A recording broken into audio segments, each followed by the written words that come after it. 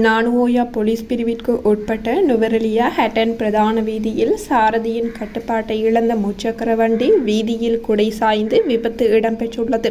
இந்த விபத்து இன்று திங்கட்கிழமை காலை நானுஓயா ரயில் சுரங்கப்பாதைக்கு அருகில் இடம்பெற்றுள்ளது. நானுஓயா பிரதான நகரிலிருந்து பாடசாலை மாணவர்களை ஏற்றிக்கொண்டு பயணிக்கும் போதே இந்த விபத்து இடம்பெற்றதாகவும், இந்த விபத்தில் முச்சக்கர வண்டி சாரதியும் இதில் பயணித்த 2 பாடசாலை மாணவர்களும் சிறு காயங்களுடன் தெய்வாதீனமாக உயிர் தப்பியுள்ளதாகவும், அதிவேகமே விபத்திற்கான காரணமாக இருக்கலாம் எனவும், எவ்வாறாயினும் முச்சக்கர வண்டி கடும் சேதத்திற்குள்ளாகியுள்ளதாகவும் நானுஓயா போலீசார் தெரிவித்தனர்.